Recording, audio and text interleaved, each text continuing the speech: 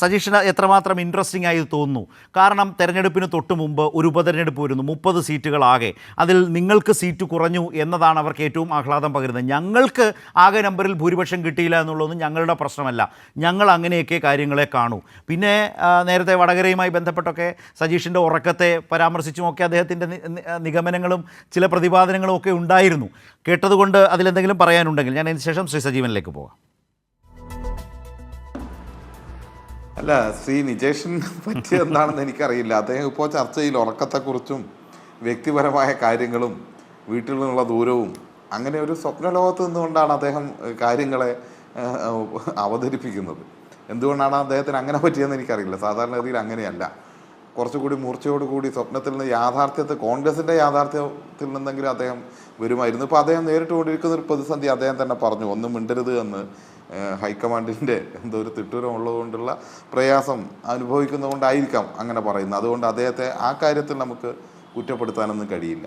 പിന്നെ ഒരു കാര്യം, അങ്ങനെ ലോക്സഭാ തെരഞ്ഞെടുപ്പിൽ ഇതിനിടയിലും ഇടതുപക്ഷത്തിന് പരാജയമൊക്കെ സംഭവിച്ചിട്ടുണ്ട്. താങ്കളുടെ കണക്ക് പറഞ്ഞാൽ അങ്ങനെ തന്നെ. ഞങ്ങൾ 91 സീറ്റ് നേടി അധികാരത്തിൽ വന്ന് പിന്നെ ലോക്സഭാ സീറ്റ് തെരഞ്ഞെടുപ്പ് കഴിഞ്ഞപ്പോൾ ഞങ്ങൾക്കൊരു ലോക്സഭാ മണ്ഡലത്തിൽ മാത്രമാണ് വിജയിക്കാൻ വേണ്ടി കഴിഞ്ഞത്. പക്ഷേ അത് കഴിഞ്ഞ് പഞ്ചായത്ത് തിരഞ്ഞെടുപ്പ് കഴിഞ്ഞപ്പോൾ 70% പഞ്ചായത്തിലും, അത് കഴിഞ്ഞ് തദ്ദേശ സ്വയംഭരണ സ്ഥാപനങ്ങളിലും, അത് കഴിഞ്ഞ് 91 നിന്ന് 99 സീറ്റും നേടി ഇടതുപക്ഷം തിരിച്ചു വരുന്നല്ല പഠന തുടർച്ചയുണ്ടാകുന്ന സാഹചര്യവും കേരളത്തിലുണ്ടായിട്ടുണ്ട്. അതുകൊണ്ട് ഞങ്ങൾ ഉറങ്ങുകയാണ് എന്ന് കരുതുന്നതിൽ ഞങ്ങൾക്ക് സന്തോഷമേ ഉള്ളൂ.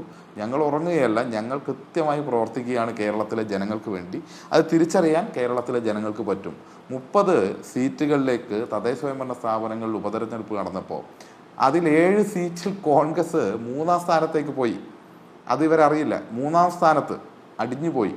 2 സീറ്റിൽ മത്സരിപ്പിക്കാൻ സ്ഥാനാർത്ഥികളെ ഉണ്ടായില്ല. 2 സീറ്റിൽ ഇടതുപക്ഷം എതിരില്ലാതെയാണ് ജയിച്ചത്. അങ്ങനെയാണ് ഇടതുപക്ഷത്തിൻ്റെ 17 സീറ്റുകൾ 30-ൽ 17 നിൽക്കുന്നു.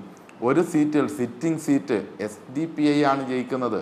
കോൺഗ്രസിൻ്റെ 10-300 വോട്ട് SDPIക്ക് നൽകി. എന്തിനുള്ള പ്രത്യുപകാരമാണ് എന്ന് പറയേണ്ടതില്ലേ? നിങ്ങൾ ഈ കേരളത്തിലെ സകല വർഗീയതയും താലോചിച്ച്, അപ്പുറത്ത് തിരുവനന്തപുരത്തും ശ്രീവരാഹത്തും നമ്മൾ കണ്ട കാഴ്ച ഇത് തന്നെയാണ്. BJPയെ ജയിപ്പിക്കാൻ വേണ്ടിയുള്ള പരിശ്രമം കോൺഗ്രസ് നടത്തിക്കൊണ്ടിരിക്കുന്നു. കോൺഗ്രസിൻ്റെ വോട്ട് ഗണ്യമായി കുറയുന്നു. അവിടെ ഇടതുപക്ഷം ജയിച്ചു, മറ്റേ സ്ഥലത്ത് കോൺഗ്രസ് SDPI ജയിപ്പിച്ചു. BJPയെ ഉദ്ദേശിച്ച നിലയിൽ ജയിപ്പിക്കാൻ അവിടെ പറ്റിയില്ല. ഇതെല്ലാമാണ് വസ്തുത.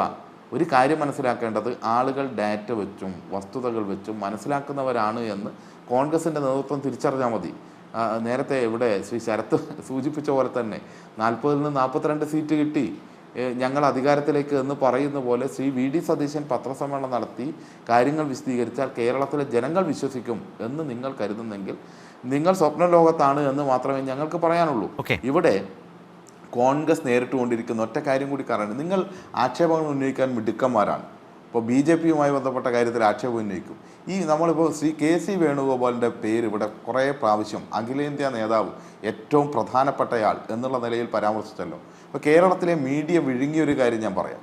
അതായത് ശ്രീ KC വേണുഗോപാൽ രാജസ്ഥാനിലെ രാജ്യസഭാ MP ആയിരുന്നു, കാലാവധി ബാക്കിയുണ്ടായിരുന്നു. അതവിടെ ഉപേക്ഷിച്ചിട്ടാണ് ഇവിടെ വന്ന് മത്സരിക്കുന്നത്. ഇവിടെ വന്ന് മത്സരിക്കുന്നത് എന്തോ ആവട്ടെ, അദ്ദേഹത്തിന് ജയിക്കാൻ വേണ്ടി മത്സരിക്കുന്നു എന്നൊക്കെ ഇവർ ന്യായം പറയും. പക്ഷേ അവിടെ ആ രാജ്യസഭാ സീറ്റ് രാജിവെച്ച് ഇങ്ങോട്ട് വന്നിട്ട് പിന്നീട് ആ രാജ്യസഭാ സീറ്റിലേക്ക് ഉപതെരഞ്ഞെടുപ്പ് നടന്നു. കോൺഗ്രസ് സ്ഥാനാർത്ഥിയെ പോലും വെച്ചില്ല. എതിരില്ലാതെ തെരഞ്ഞെടുക്കപ്പെട്ടതാരായിരുന്നു?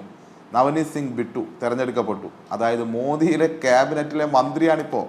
എന്ന് പറഞ്ഞാൽ ഇവിടെ BJPക്കെതിരായി രാജ്യത്തുടനീളം സംഘടിപ്പിക്കുന്നയാൾ ഒഴിഞ്ഞുകൊടുത്ത സീറ്റിൽ എതിരില്ലാതെ ജയിച്ച ആളിപ്പോൾ മോദിയുടെ ക്യാബിനറ്റിലിരിക്കുകയാണ്, റെയിൽവേ സഹമന്ത്രിയായിട്ട്. ഇതല്ലേ രാജ്യത്ത് നിങ്ങൾ കാണിച്ചു കൊണ്ടിരിക്കുന്ന, നിങ്ങൾക്ക് മാധ്യമ പരിലാളനം കിട്ടുന്നതുകൊണ്ട് ആളുകൾ മനസ്സിലാക്കാതെ പോകുന്ന കാര്യങ്ങൾ? ഞങ്ങളെ സംബന്ധിച്ചിടത്തോളം നിങ്ങൾ ആക്ഷേപം ഉന്നയിക്കുമ്പോഴുള്ള ഗുണമെന്താ അറിയോ? ഞങ്ങൾക്ക് ക്ലാരിറ്റിയോടുകൂടി കാര്യങ്ങൾ ബോധ്യപ്പെടുത്താൻ വേണ്ടി കഴിയുന്നു. അതാണ് നിങ്ങൾ ആരോപണം ഉന്നയിച്ച് ഓടിക്കളയുന്നവരായി കേരളത്തിലെ പ്രതിപക്ഷ നേതാക്കന്മാർ മാറുകയല്ലേ. പോയ വഴിക്ക് പുല്ല് കാണുന്നില്ലല്ലോ. അതല്ലേ ബ്ലൂബറിയുമായി ബന്ധപ്പെട്ട് ആരോപണം ഉന്നയിക്കുന്നു. അതിൽ സംവാദത്തിനുണ്ടോ എന്ന് ചോദിച്ചിട്ട് സംവാദത്തിനുണ്ട് എന്ന് ഇല്ലാന്ന് മാത്രമല്ല, പോയ വഴിക്ക് ഇപ്പോൾ പുല്ല് മുളയ്ക്കുന്നില്ല. അങ്ങോട്ട് പോകുന്ന സമയത്ത് എത്തിച്ചേരുക എവിടെയാണ്? കർണാടകത്തിലെ വനിതാ ക്ഷേമ വകുപ്പ് മന്ത്രിയുടെ ഡിസ്റ്റിലറിയിലേക്കാണ് എത്തിച്ചേരുക, കോൺഗ്രസിൻ്റെ, അവിടുത്തെ മഹിളാ കോൺഗ്രസ് അധ്യക്ഷയുടെ. അതാണ് അവിടെ വനിതാ ശിശു ക്ഷേമം എന്ന് പറഞ്ഞാൽ കോൺഗ്രസിന് മദ്യോൽപാദനമാണ് എന്നതുൾപ്പെടെയുള്ള കാര്യങ്ങൾ പുറത്തേക്ക് വരുന്നു. അപ്പോൾ അങ്ങോട്ട് കൂടുതൽ അടുക്കുമ്പോൾ തങ്ങളുടെ നെഞ്ചത്തേക്കാണ് കാര്യങ്ങൾ വരുന്നതെന്ന് മനസ്സിലായതുകൊണ്ട് ആരോപണം ഉന്നയിച്ച് മിണ്ടാതെ മാളത്തിൽ ഒളിക്കുന്ന നിലയിലേക്ക് മാറി. ഇപ്പം ഇതിനൊന്നും മറുപടി പറയുന്നില്ല എന്ന് മാത്രമല്ല, ഇപ്പം ആരും ഒന്നും മിണ്ടാതെ സംയമനം പാലിക്കൂ എന്ന് പറഞ്ഞു നിൽക്കുകയാണ് ഇപ്പോൾ കോൺഗ്രസ്. അതല്ലേ കോൺഗ്രസിന്റെ അവസ്ഥ, അതല്ലേ പ്രതിപക്ഷത്തിന്റെ അവസ്ഥ. ആ അവസ്ഥയിൽ നിന്ന് ഒറ്റ കാര്യം കൂടി പറയാനുള്ള, ആ അവസ്ഥയിൽ നിന്നുകൊണ്ട് ശശി തരൂർ പറഞ്ഞ കാര്യം തിരുത്തിയിട്ടില്ല. അതുകൂടി മനസ്സിലാക്കണം. കേരളത്തിന്റെ വ്യവസായ വികസനത്തെക്കുറിച്ച് അദ്ദേഹം പറഞ്ഞത് തിരുത്തിയിട്ടില്ല. അദ്ദേഹം സ്റ്റാർട്ടപ്പുകളുടെ കാര്യത്തിൽ പറഞ്ഞ കാര്യം തിരുത്തിയിട്ടില്ല. അത് കോൺഗ്രസ് നേതാക്കളെ കുറിച്ച് പറഞ്ഞതിൽ അദ്ദേഹം പ്രതീക്ഷിക്കാത്ത ചിലത് വന്നു എന്നുള്ളതാണല്ലോ. യെസ്, അതെ. അപ്പൊ എന്താ പ്രശ്നം എന്ന് അറിയാം, ഇവര് വാക്കുകൾ അടർത്തിയെടുത്ത് ആളുകളെ തെറ്റിദ്ധരിപ്പിക്കുകയാണ് എല്ലാ കാര്യത്തിലും ചെയ്യുന്നതെന്നുള്ള പോലെ ആ കാര്യത്തിലും ചെയ്യുക. അതുകൊണ്ട് അതൊക്കെ മാറ്റും. കേരളത്തിലെ ജനങ്ങൾ കുറച്ചുകൂടി പൊളിറ്റിക്സ് മനസ്സിലാക്കാനും നിങ്ങൾ എന്ത് എന്ന് മനസ്സിലാക്കാനും ഈ കാലം ശരിക്കും വളരെ സുപ്രധാനമായി മാറി.